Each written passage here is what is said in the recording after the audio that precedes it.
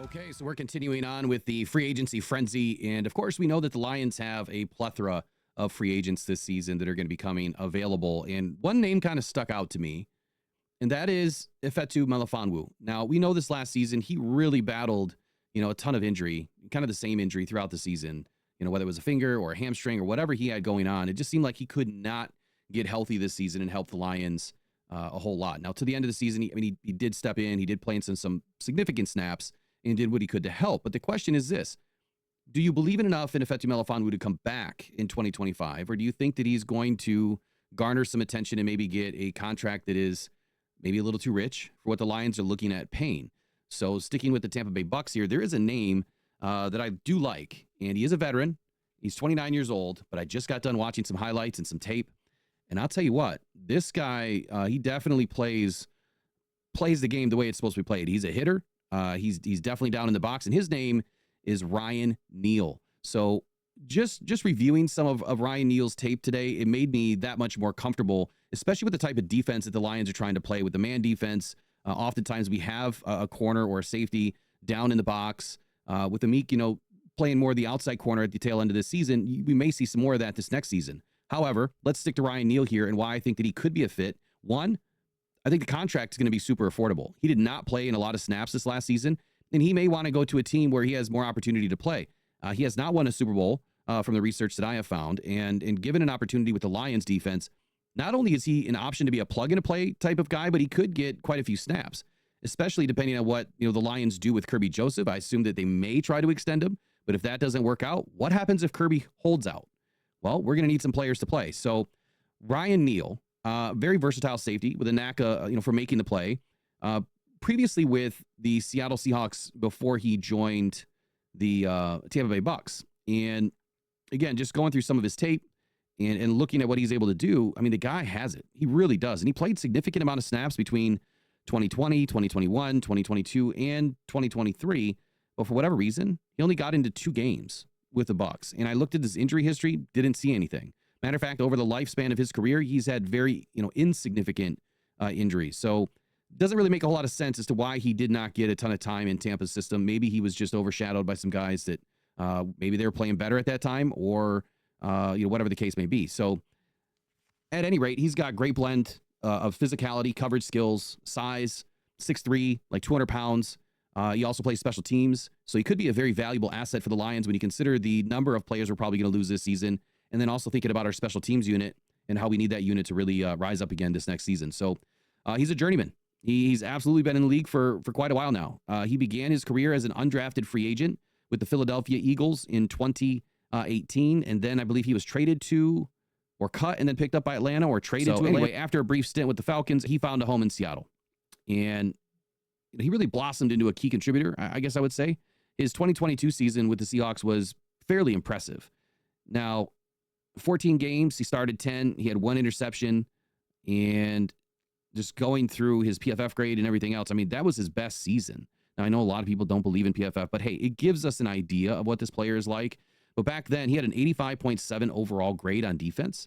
He was a 79.6 in run defense, which, of course, we love. 70 on tackling. Pass rush, who cares? 52.9. And coverage, 85.7. So overall, just a phenomenal year for him. And he definitely played in a ton of snaps. He had, 43 on the defensive line, 330 in the box, 227 as free safety, 102 as a corner. Slot corner, and then 10 as a corner. So ton of snaps in that season. He had a ton of snaps the next season in 2023 with Seattle. Kind of trailed off a little bit. His production that year wasn't as great. And like I said, last season, he just didn't get a ton of time in the Tampa Bay defense. So very versatile, like I said, as far as playmaking abilities. And what I really love is his ability to play down in the box. He's a great tackler. He's not afraid to tackle. He's not afraid to make the hit. But when I watched his mirror match ability and the way that he kind of stayed in phase, whether it was with a tight end, a running back, or a slot, or X, it doesn't matter. Whoever he matched up against, he always seemed to position his body in the right area to either swat the ball, make the tackle, turn it into a 50-50, but he seemed to always be in good presence with the receiver, whoever he was guarding, to make a play. Now, again, last season in the few snaps that he got in, I didn't get a chance to take a look at any of that. Why would he be a great fit? Well, first of all, we value very good chess pieces, right? Versatile chess pieces. And for somebody that could play in the corner position, he can play in the slot, he can play down in the box, he can play both safety positions. He's a chess piece. You can move him around wherever you need to. You can disguise in a defense when you have more versatile players. And I think that's why Brad Holmes covets these versatile players so much, is because you can have guys on the field that you think that they're going to play corner, you think that they're going to play safety. You just don't know what they're going to do. You have no idea what they're going to do. And that's the biggest asset I think that you can have on a defense is versatility. Why is he a great fit for the Lions? I mean, look, he's shown some promise in previous seasons. He is getting a little bit older, but he understands the defense. And again, with Casey Rogers coming to Detroit, even though he was more of a defensive line coach, they know who these guys are. With Larry Foote potentially coming to Detroit, they're going to want to bring some of these guys with them that know their defense, know their schemes, and can tell these guys, how to do it, where to do it, and then help coach up the rest of the team and be an extension of these coaches. I think his contract's going to be in the $1.5 million range, maybe. I think he was on vet minimum for 2024, which was right around $1.2 million. And this is a defense that needs some playmakers. With Ifeatu Melifonwu more than likely on his way out, this is a guy that when you look at his, how many snaps he's played over the last few seasons and his grades and what he was able to provide, to the defense, he's almost a mirror image of Iffy. But I think he's a better ball player than Iffy. Now, nothing's going to compare to what Iffy did last season, the season before, where he started, snagging a few interceptions in a row.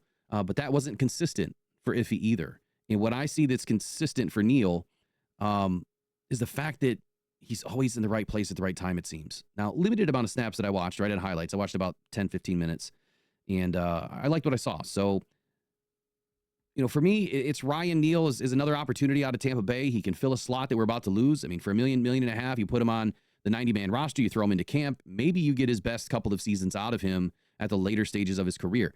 The other thing that I will note is that he didn't get a bunch of snaps last year. So really, he kind of saved his legs for a whole nother season, right? He didn't get banged up a whole lot last season. So he's still fairly fresh, which, would make me feel a lot better about bringing in, an elder statesman. He's only 29. It's like, I think 29's old. It's not. It's just old in football terms.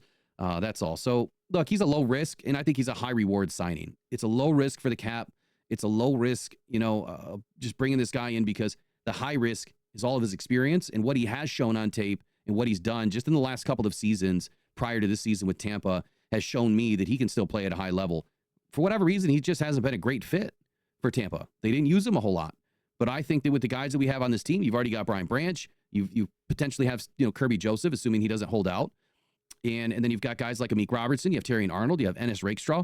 We need another Iffy, right? We need another guy that can be a solid backup. We need another guy that can play multiple positions. And we need another guy that can just slide in and be a great culture fit, which I think Ryan NEAL is as well. I couldn't find anything on him that would say otherwise. But of course, I don't have access to everything these teams have, but Ryan NEAL, why not?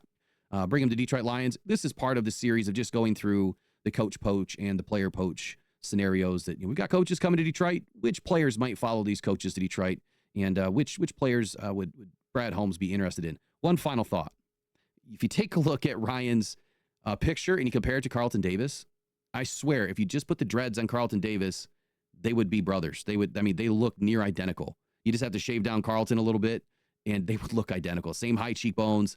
For a minute there, I thought I was looking at Carlton Davis. I'm like, wait a second here. What am I looking at? So just kind of funny. And I'm sure Carlton has great rapport with this guy. So if you do keep Carlton around this next season, why not bring in another guy that he has familiarity with as well? So that's it for this episode. We'll see you guys in the next free agency frenzy. Go One Pride, go Detroit Lions. We'll see you in the next one. Bye-bye. You can do it!